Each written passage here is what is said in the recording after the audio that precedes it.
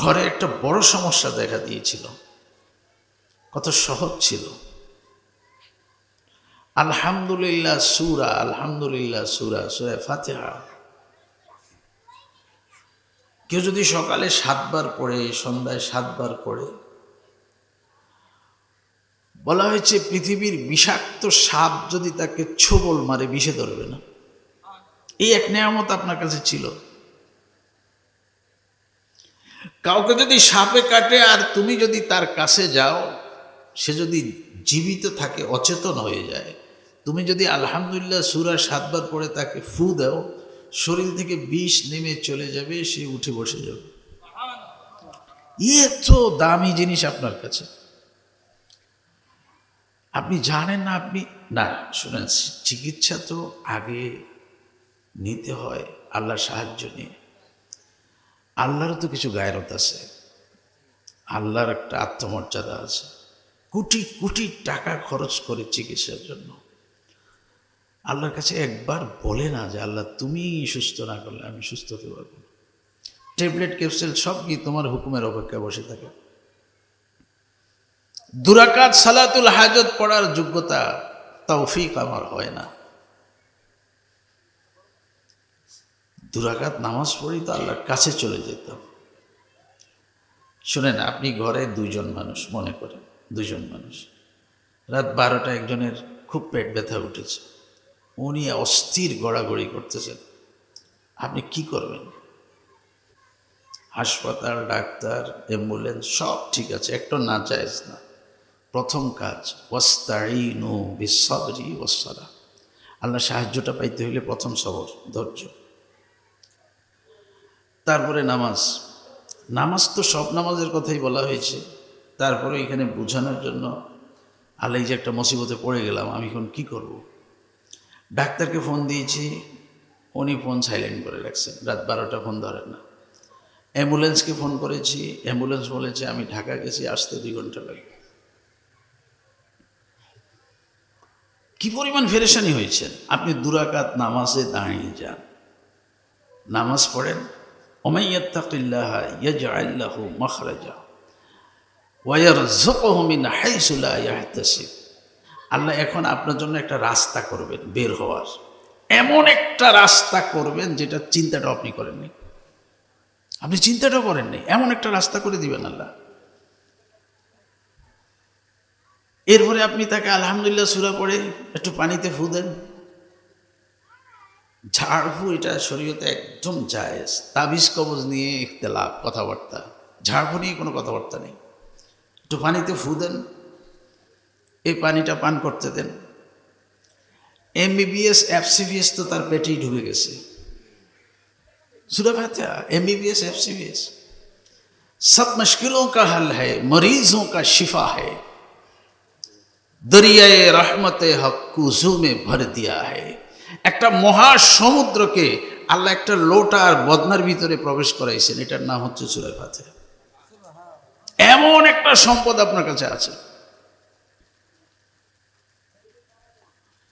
কিন্তু প্রয়োগ নেই, তেলাওয়াতও নেই, প্রয়োগও নেই। একজন সাহাবীকে বিচ্ছু কামড় দিয়েছে, চিকিৎসাটা বুঝেন। একজন সাহাবীকে বিচ্ছু কামড় দিয়েছে রাতে। উনি সকালে ব্যথা আঙ্গুল চেপে ধরে গিয়ে হুজুর আল্লাহ রাসূল সাল্লাল্লাহু আলাইহি সাল্লামের কাছে বলতেছেন, হুজুর রাতে আমাকে বিচ্ছু কামড়াইছে। এই দেখেন চিকিৎসা কিভাবে করে। হুজুর তার হাতটা নিজের হাতে নিয়ে গেলেন, ইখলাস, ফালাক, নাস সূরাগুলি পড়ে ফু দিলেন। আরেকজন সাহাবীকে বললেন একটু জারিরা নিয়ে আসো, চিরতা। শুধু সূরা কেরাতের উপরেই ইক্তেফা না, যথেষ্ট না। কি করতেছে দেখেন, সূরা কেরাত পড়ে ফু দিছেন, সাহাবীকে বলেছেন জারিরা নিয়ে আসো, একটু চিরতা নিয়ে আসো। তো চিরতাকে নরম করে যেখানে বিচ্ছু কামড়াই সেখানে প্রলেপ দিলেন। এরপরে বললেন আল্লাহুম্মা মুসাগিরাল কবীর ও মুকাব্বিরাস সগীর সগীর মা বি। সাহাবী ঠান্ডা হয়ে গেছেন, ব্যথা নেই, স্থির হয়ে গেছেন। যখন ঠান্ডা স্থির হয়ে গেছেন তখন মূল কথাটা বলেছেন, তুমি যদি রাতে শোয়ার সময় 3 বার বলতে আউযু বিকালিমাতিল্লাহি তাম্মাতি মিন শাররি মা খালাক, তাহলে তোমাকে বিচ্ছু কামড়ানোর সাহস পেত না। দেখছেন আপনার সিফটিটা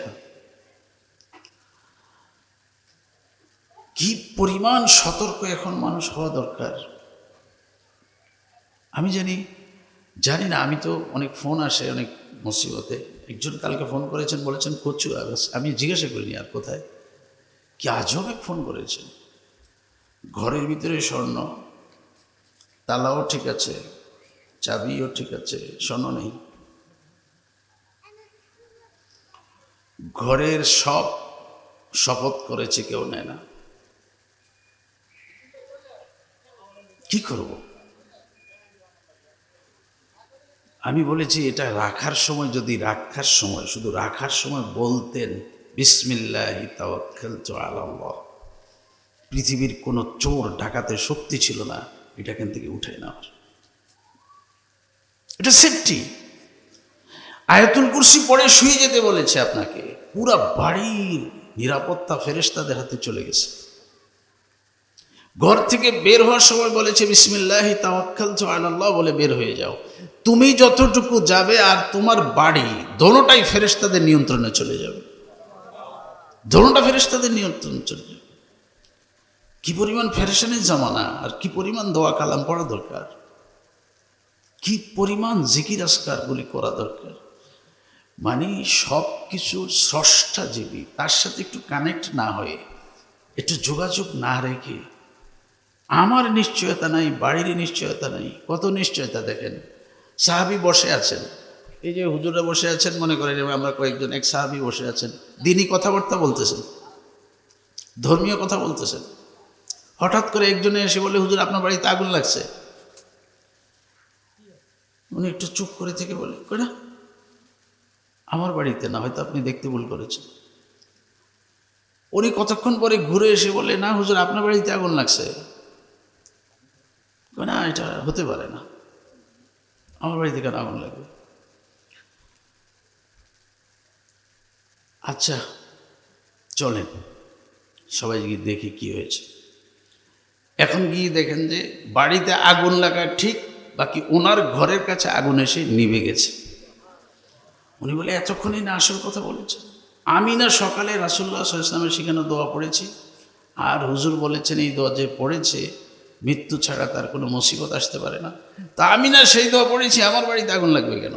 দেখে আসছে একজনে, ওনারটা বিশ্বাস করেন না, রাসূলেরটা বিশ্বাস করে বসে আছে। এই সেফটি ছাড়া কেমনে চলবো বলেন? এই নিরাপত্তা বলয়ের ভিতরে না গিয়ে চলা তো মুশকিল। একদিকে তো স্বঘোষিত শয়তান অদৃশ্য আপনাকে আমাকে এদিক সেদিক করে দিচ্ছে, আরেকটা তো সব সময় নফস আমার সাথে আছে। আউযু বিল্লাহি মিনাশ শাইতানির রাজিম পড়লে তো শয়তান চলে যাবে, নফস তো আর যাবে না। তো এই নফসকে কন্ট্রোল করবেন কি দিয়ে? বলা হয় যে আদম আলাইহিস সালামকে শয়তান ধোঁকা দিয়েছিল, আর শয়তানকে কে ধোঁকা দিয়েছিল? শয়তানকে যখন আল্লাহ বলেছে আদমকে সিজদা করো, শয়তান বলেছে আমি তো আগুনের, সে তো মাটির, আমি কিভাবে সিজদা করি? বলে এই ধোঁকাটা তাকে তার নফস দিয়েছে। তো নফস কত বড় শত্রু, একদিকে এটা, একদিকে এটা, আপনি কোন দিকে যাবেন? স্রষ্টার খালিকের সাথে একটু কানেক্ট লাগবে, একটু যোগাযোগ লাগবে। আল্লাহর নাম ছাড়া শুরু। এই যে খানাগুলি আমাদের সামনে এখন, প্রিজারভেটিভ, বিষ, কীটনাশক, সার, কতগুলি আবর্জনা দিয়ে খানা তৈরি। এটা বিসমিল্লাহ ছাড়া যে খাবো আমি, বিষ মুক্ত করবো কি দিয়ে? এটা তো বিসমিল্লাহ দ্বারা বিষমুক্ত হয়ে যেত, কিন্তু বলতে পারতেছি না, ভুলেই যাই, মনেই থাকে না, বিসমিল্লাহর কথা মনেই থাকে না। এই জন্য তো কিছু কিছু আমল একটু আওয়াজ দিয়ে বলা ভালো। আমি খাওয়ার সময় যদি বিসমিল্লাহ একটু জোরে বলি, তো ঘরের অন্য সদস্যদের মনে হয়ে যাবে, অন্য সদস্যদের মনে হয়ে যাবে। আমি ঘর থেকে বের হওয়ার সময় যদি বিসমিল্লাহি তাওয়াক্কালতু আলাল্লাহ ওয়া লা হাওলা ওয়া লা কুওয়াতা ইল্লা বিল্লাহ বলি, একটু আওয়াজ দিয়ে বলি, তো আমার ঘরে আর যারা আছেন তারাও বের হওয়ার সময় এটা অভ্যাস হয়ে যাবে। আমি ঘরে প্রবেশ করে যদি আসসালামু আলাইকুম ওয়া রাহমাতুল্লাহ বলি, তো বাকিরাও এইভাবেই। এগুলি আওয়াজ দিয়ে, এগুলি মনে মনে না। তো ঘরের সেফটি, ঘরের নিরাপত্তা, নিজের নিরাপত্তার জন্য কিছু জিকির আছে, কিছু সূরা আছে, কিছু কেরাত আছে, আয়াত আছে। এগুলি ছাড়া কেমনে? একটা মানুষ ঘুমায় যায় মানে মরে যায়, ঘুমায় যায় মানে শেষ। এটা আমি বলি না তো, আপনিই বলেন। আপনি যখন ঘুমিয়ে যান কি বলেন? আল্লাহুম্মা বিইসমিকা আমুতু ওয়া আহইয়া, তোমার নামেই মরি, তোমার নামেই জীবিত। আপনি এটা তোমার নামেই মরি কে মরে গেছেন। যখন উঠে গেছেন, আল্লাহ যখন আপনাকে ঘুম থেকে উঠাই দিয়েছেন, তখন আপনি কি বলেন? আলহামদুলিল্লাহ। এখানে আলহামদুলিল্লাহ কি? আলহামদুলিল্লাহ কি? নিজে নিজে ব্যাখ্যা করতেছেন।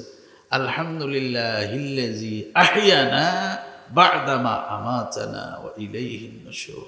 আল্লাহ, আপনি যে আমাকে মৃত থেকে জীবিত করেছেন, এই জন্য আমি আপনার শুকর আদায় করি। মরে গেছি আমি, আল্লাহ জীবিত করেছেন। তো কিছু দোয়া কালাম ছাড়া কেমনি ঘুমাবেন? কিছু তেলাওয়াত, কিছু জিকির ছাড়া তো আপনি ঘুমাইতে পারেন না। কারণ আল্লাহ যদি না জাগান আর উঠতে পারবেন না। বড় মুশকিল হচ্ছে মৃত মানুষ, ঘুমের মানুষটা তো মৃত, এই মৃত মানুষ কালিমা পড়ার সুযোগ নেই। জিন্দা মানুষ কালিমা পড়ার সুযোগ আছে, ঘুমের মানুষ সুযোগ নেই। কেন সুযোগ নেই? আত্মা তো আগে বের হয়ে গেছে, এখন আর আসে না। তো না আসলে তো আপনি আর কালিমাও পড়তে পারবেন না।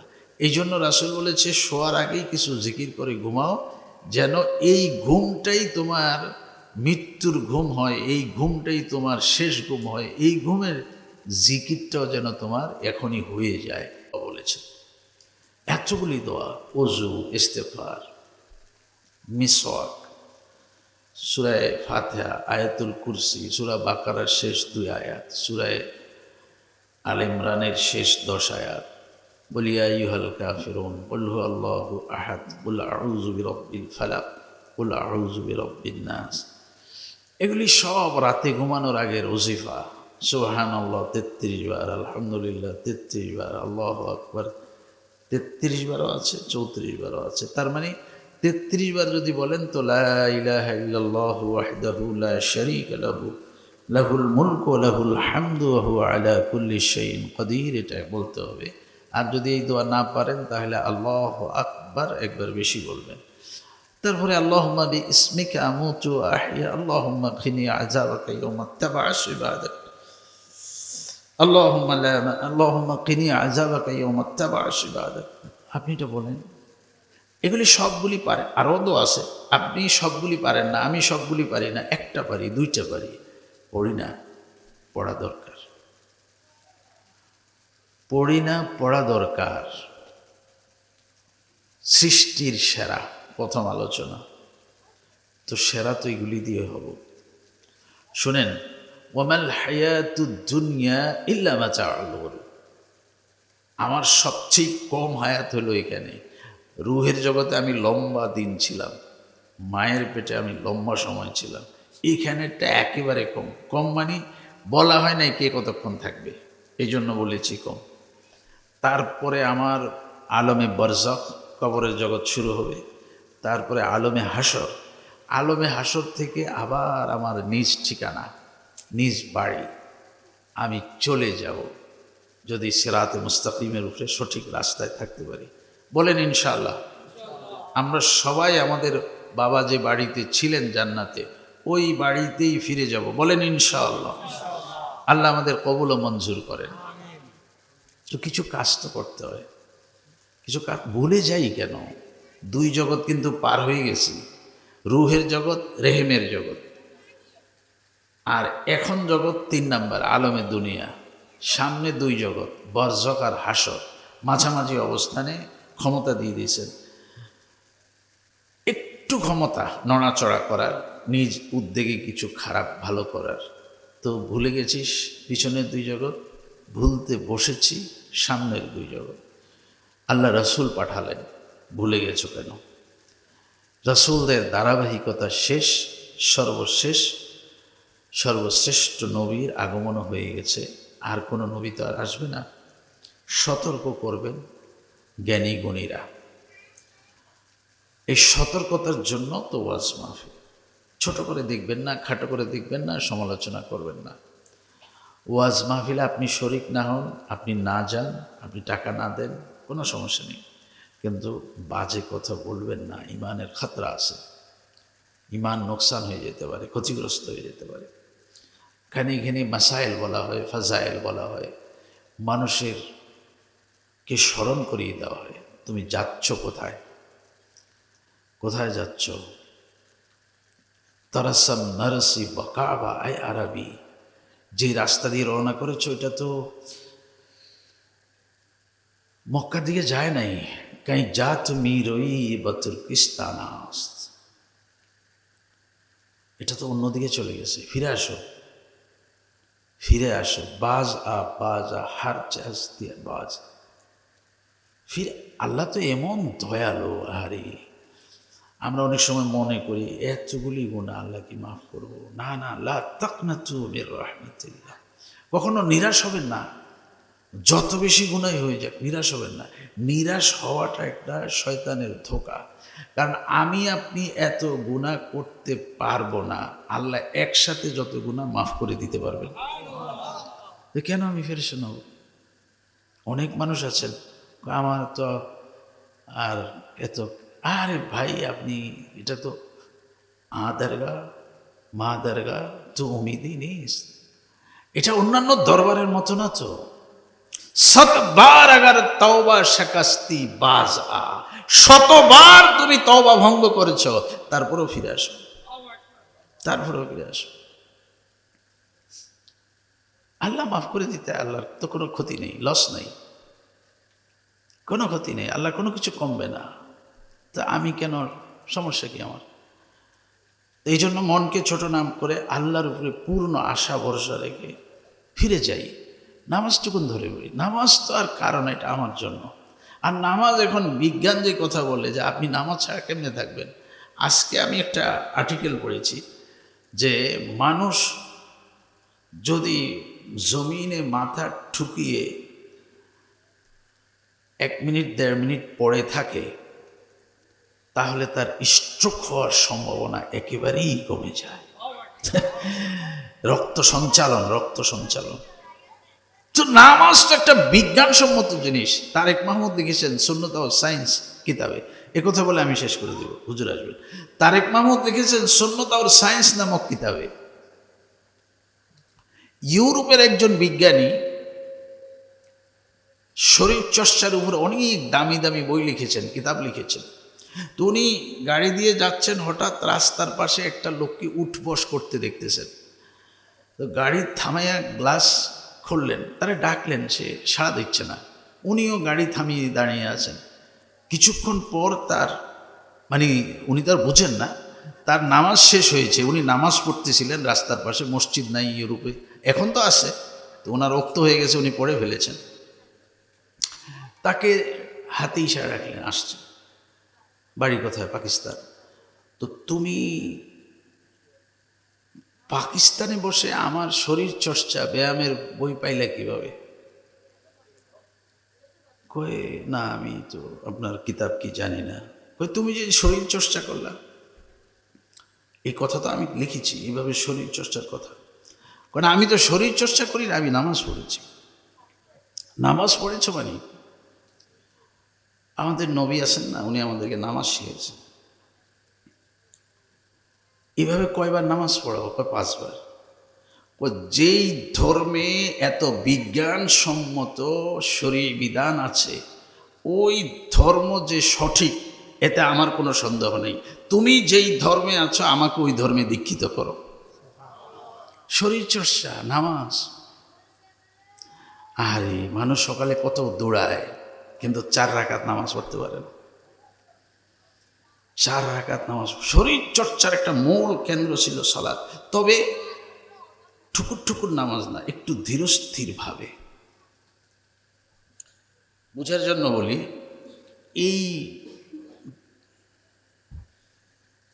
এটা পরিষ্কার পানি, মনে করেন এটাতে ময়লা আছে, ময়লাগুলি সব নিচে জমে গেছে। এখন আপনি এটাকে এরকম করেন, তাহলে আবার ময়লাগুলি দিকে চলে আসছে। তো আপনার শরীরের মধ্যে যেই চর্বিগুলি আছে, যে ব্লকগুলি আছে, আপনি এগুলি সঞ্চালন হচ্ছে, সঞ্চালন। বিজ্ঞান বলতেছে নামাজের মাধ্যমে পুরা শরীরের রক্তগুলি সঞ্চালিত হয়ে একটা মানুষের সকল প্রতিবন্ধকতাগুলি ছুটাই দেয়। মানে আমি আমার দুনিয়ার লাভও তো নামাজটা পড়তে পারি, আর আখেরাত তো রইল পরে। আগে মানুষকে আদত করো, অভ্যাস হয়ে যাক, তারপরে এটা এবাদত হয়ে যাবে। এই জন্য আকাবির ওলামাই কেরামরা বলেছেন, বুজুর্গরা বলেছেন যে না, কোনো এবাদতে তো রিয়া আসলে এবাদত হয় না, রিয়া মানি অন্যকে দেখানোর জন্য। তো বলে যে না, প্রথম প্রথম এবাদত করতে গেলে রিয়া আসবে, অমুকে দেখবে, বলবে যে দেখেন, আপনি বুঝবেন এটা। আমি যখন মানুষের সামনে নামাজ পড়ি তো একটু ধীরে ধীরে পড়ি, যখন একা একা পড়ি তখন খুব দ্রুত পড়ি। তার মানে এখনও আমার এবাদত আল্লাহর জন্য হয় না। তারপরও মুরব্বীরা বলেছেন এভাবেই পড়ো, পড়তে পড়তে যখন এটা অভ্যাস হবে, অভ্যাস হয়ে যাওয়ার পর এটা এবাদত হয়ে যাবে, তখন এবাদত হয়ে যাবে।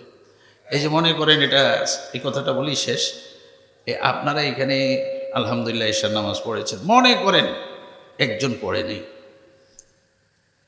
উনি যদি বাড়িতে যায়, সবাই বাড়িওয়ালারা সবাই এই নামাজ পড়ছো কিনা, নামাজ পড়ছো কিনা সব সময় জিজ্ঞাসা করে। কিন্তু আজকে মাহফিল থেকে গেছে, আর কেউ জিজ্ঞাসা করে না, কারণ মাহফিলে তো নামাজ পড়ে আসছে। আসলে আপনি নামাজ পড়েননি, তো আপনি মনে মনে ভাবতেছেন আজকে কেউ টের পাইতো না আমি যে নামাজ পড়িনি, আমি এখন সুন্দর করে শুয়ে যাব। কিন্তু আপনি যদি নামাজি হন, আপনি শুইতে পারবেন না, ঘুম আসবেন, একটা অস্থির অস্থির অস্থির, ভাল লাগে না, ঘুমেন কিরে, ও রে আমি না যে এশার নামাজ পড়ি না। এই যখন এশার নামাজ পড়ে আসছেন, তখন যেন মাথার উপর থেকে একটা পাহাড় ঠাস করে পড়ে গেছে। যে না, নামাজিরা বলেন না, ঠিক আছে, এটাকে বলে আদত, অভ্যাস। যখন আপনার নামাজটা, এবাদতটা অভ্যাস হয়ে যাবে, তখনই এটা আল্লাহর জন্য হয়ে যাবে। প্রথম প্রথম হোক না মানুষকে দেখানোর জন্য, সমস্যা নেই, প্রথম প্রথম হোক। আসছে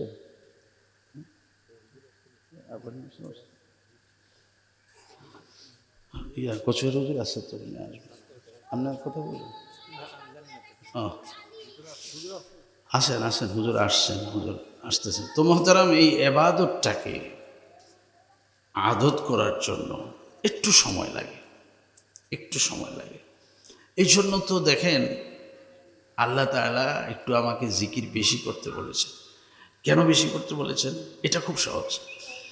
এই দেখবেন বাচ্চারা যখন সারাদিন খেলাধুলা করে, তখন ঘুমের ঘরেও ওই খেলার কথাই বলে। আসলে ঘুমাইতেছে, বলার দরকার নেই, তারপরে খেলার কথাই বলে। কেউ যদি 10 টাকা ফেরি করে, ঘুমের ঘরে সে 10 টাকা বলে। এটা এতবার বলেছে, এত বেশি বলেছে, এটা অভ্যাস হয়ে গেছে। আমি যদি আল্লাহর নামের জিকির একটু বেশি করি, মৃত্যুর সময় হুঁশ ঠিক নেই, দেমাগ ঠিক নেই, আকল ঠিক নেই, কিন্তু আল্লাহ ওই সময় আমার জবান ঠিক করে দিবেন। এর লেগেই বেশি কথা বলেছেন, উযকুরুল্লাহ যিকরান কাসীরা। আবার দুটো সময় একটু বেঁধে দিয়েছেন, ওয়াসাব্বিহুহু বুকরাতাও ওয়া আসীলা। বুকরাতাও ওয়া আসীলা, সকাল সন্ধ্যা তো অবশ্যই, সকাল সন্ধ্যা তো অবশ্যই। একটা সকাল যাবে না যে আমি একটু জিকির করিনি। একটা জিকির মানে কি? সকালের নামাজে তো সবচেয়ে বড় জিকির, সন্ধ্যার নামাজে তো সবচেয়ে বড় জিকির। হ্যাঁ, তারপরেও তো দেখেন না আপনারা, নামাজের সালামের পরে আপনারা লাগাই দিছে সুবহানাল্লাহ সুবহানাল্লাহ সুবহানাল্লাহ। তাহলে নামাজ সবচেয়ে বড় জিকির, তারপরেও জিকির আছে, এই জন্য আপনাকে আরো কিছু জিকির করতে বলে। ওটা আদত আর অভ্যাসের জন্য, আদত আর অভ্যাসের জন্য।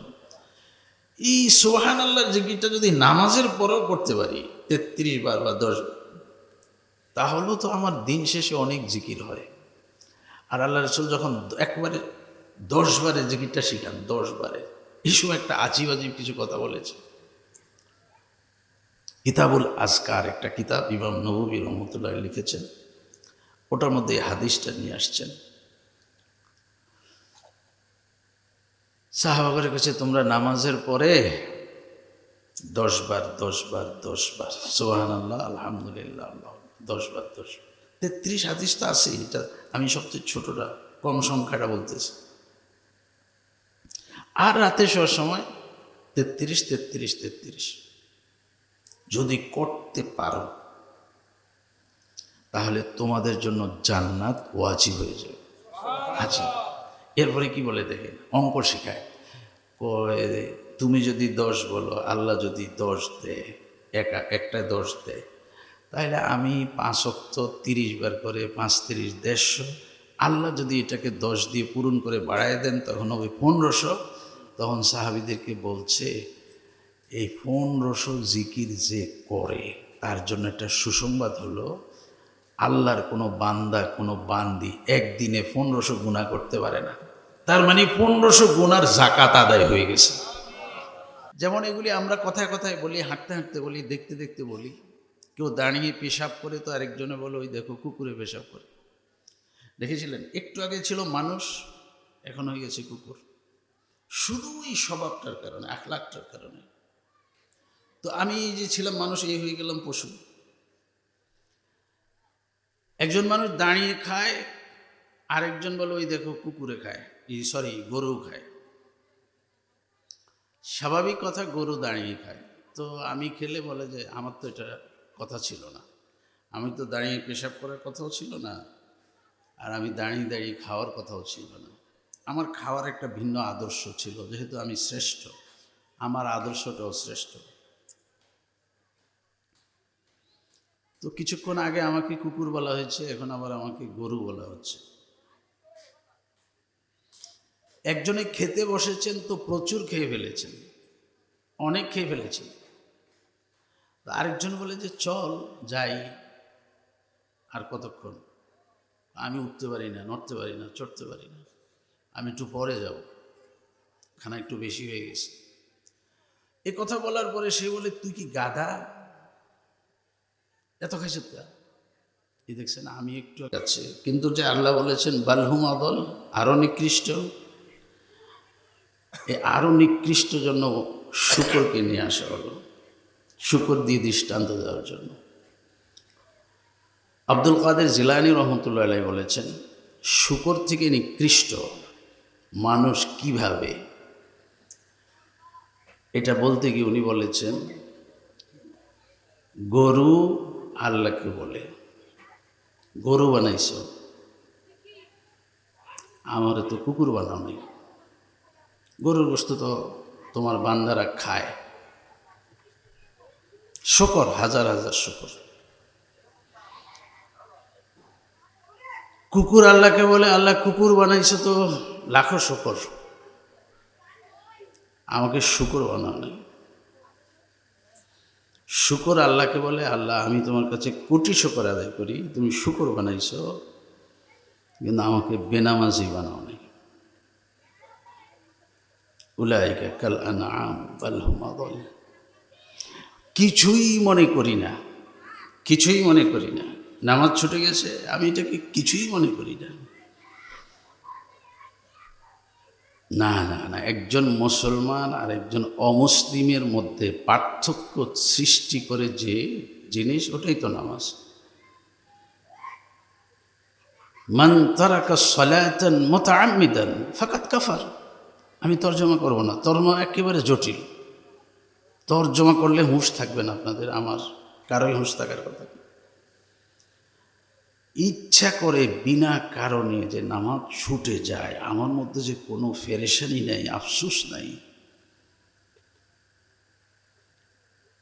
আমার ইমানের হালাত কি, আমি কোন অবস্থানে অবস্থান করতেছি। তো মোহতারাম, মাদ্রাসা এই বুনিয়াদি শিক্ষাটা আমাকে দেয় যে তুমি শ্রেষ্ঠ কিভাবে, তুমি নিকৃষ্ট কিভাবে।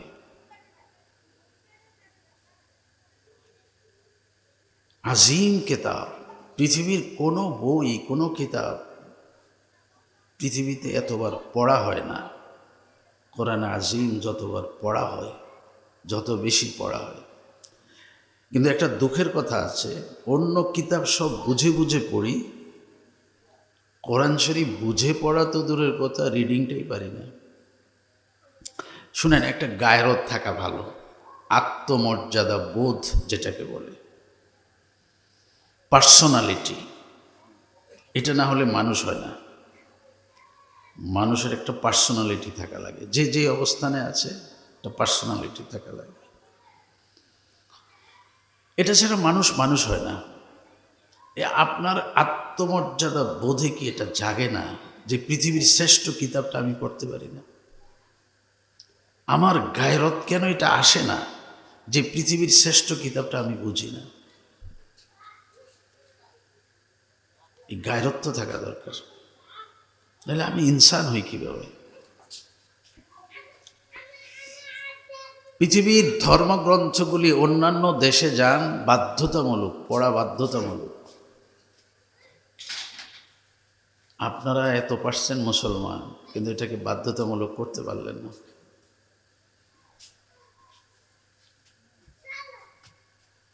এটা তো একটা পরিতাপের বিষয়। এখন দেখেন, এক বাড়িতে একজন মুরব্বী মারা যাচ্ছেন, শোনা আছে, কথা আছে, জানা আছে, এই সময় যদি তার সামনে বসে একটু সূরা ইয়াসিন পড়া যেত, আল্লাহ তার মৃত্যুর কষ্টটা কমায় দিতেন,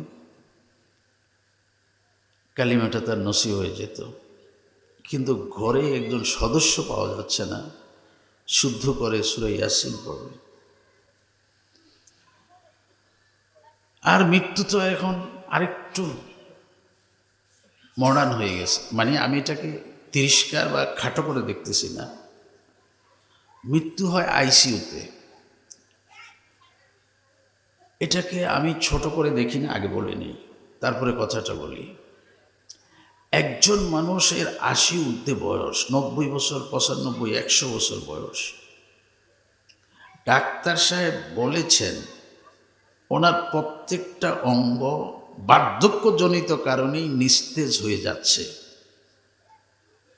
তারপরেও এই রোগীটাকে মাদ্রাজ সিঙ্গাপুর ঘুরানোর অর্থটা কি? মাদ্রাজ সিঙ্গাপুর তাকে ঘুরানোর অর্থটা কি? পয়সা আছে বলে এটা করবেন? তাকে একটা ভালো পরিবেশে মৃত্যুটাও দিতে দিবেন না আপনি। আইসিইউতে কে আছে আপনার এখানে? কালিমা পড়ানোর মতো, তেলাওয়াত করার মতো কে আছে?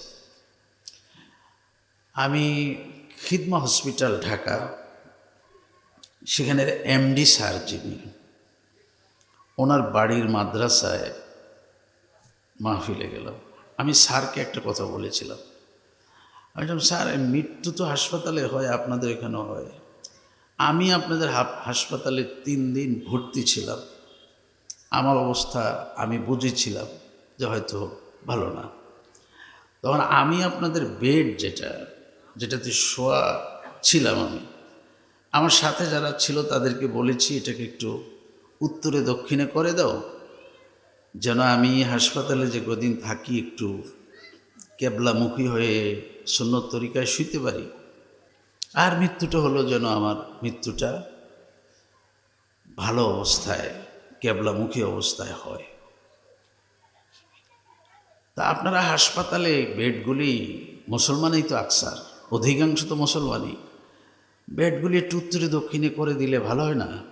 আর একদিন কোরআন শরীফ তালাশ করে আপনাদের হাসপাতালে পাই নাই, পরে ডিউটি ডাক্তারের রুমে গিয়ে একটা কোরআন শরীফ পেয়েছি, ওই কোরআন শরীফটা পড়া হয়েছে। আপনারা হয়তো আন্দোলন করেন হাসপাতালগুলিকে ইসলামাইজ করা হোক, ইসলামী পরিবেশে হাসপাতালগুলি পরিচালিত হোক, আর না হলে যদি দোয়া করেন আল্লাহ যেন আইসিইউতে মৃত্যু না দেয়। দুটোর একটা করেন না, এই চিন্তাই তো আসে না, মাথায় কাজই করে না। দুনিয়ার সব মানুষ মরে যাবে, আমি কি আর মরবো? আমি তো মরবো না। এটা হলো আপনার আমার চিন্তা। আমার মৃত্যু তো কত দূর, এখনো কত দূর।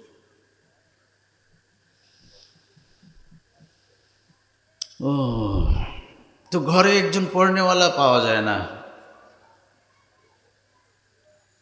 হাসপাতালে গেলে তো নাই। এই জন্য আমি বলি এরকম, আলহামদুলিল্লাহ, এটা শকর, আমি হাফিজও কোরআন না, কিন্তু সূরা ইয়াসিন মুখস্থ করে রেখেছি এবং প্রতিদিন একবার তেলাওয়াত করার চেষ্টা করি।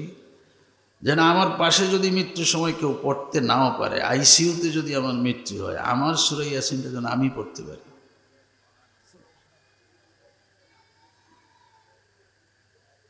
এটা তো আমার নবী, আপনাদের নবী, বিশ্ব নবী মুহাম্মদুর রাসূলুল্লাহ সাল্লাল্লাহু আলাইহি ওয়াসাল্লাম, ওনার মনের একটা আশাও ছিল আমার উম্মতের সকলের সিনায় যেন সূরা ইয়াসিন বিদ্যমান থাকে, মুখস্থ থাকে। একটা হলো পড়তে জানা, আরেকটা হলো মুখস্থ করে রাখা। এটা মুখস্থ পড়া দরকার, মুখস্থ করা দরকার। তো এগুলি শুধু ছেলে মেয়ে কেন, এগুলি তো আমারই দায়িত্ব, আমারই তো এটা মুখস্থ করা দরকার। জীবন পরিবর্তনকারী একটা কিতাব ছিল কোরআনে মাজিদ, না পড়েছি না পড়ার কথা বলেছি। আচ্ছা, এরপরে কি বললেন? এরপরে বললেন তবে আমার অনেক বান্দা, আমার অনেক উম্মত এটা পারবে না। তখন সাহাবারা হয়রান হয়ে গেছেন, হুজুর এই 10 বারের জিকিরটা পারবেন না? জি হুজুর, এই কথাটা বলে শেষ, এই 10 বারের জিকিরটা পারবে না? তো হুজুর বলছে না, পারবে না। নামাজের শেষে শয়তান তাকে ভুলিয়ে দিবে, সালামের পরেই উঠে দৌড় দিবে, আর রাতে ঘুমের ব্যস্ততার কারণে এই তাসবিহ পড়তে ভুলে যাবে। এই জন্য আপনারা এই 2 সময় আমরা সতর্ক থাকি। আমি আমাকে বলি, আপনাদেরকে বলি, সালামের পরে একটু বসবো, তাহলে 10 বারের জিকিরটা হয়ে যাবে। রাতে শোয়ার সময় একটু খেয়াল করব, মোবাইলটা একটু দূরে রাখবো, তাহলে জিকিরটা হয়ে যাবে। এই 2টা জিকিরকেও যদি চালু রাখতে পারি, ইনশাআল্লাহ নাজাতের জন্য যথেষ্ট হবে। আল্লাহ আমাদেরকে তৌফিক দান করেন। ওয়া আখির দাওয়ানা। বসে থাকেন, হুজুর একটু কথা বলে দোয়া করবেন ইনশাআল্লাহ।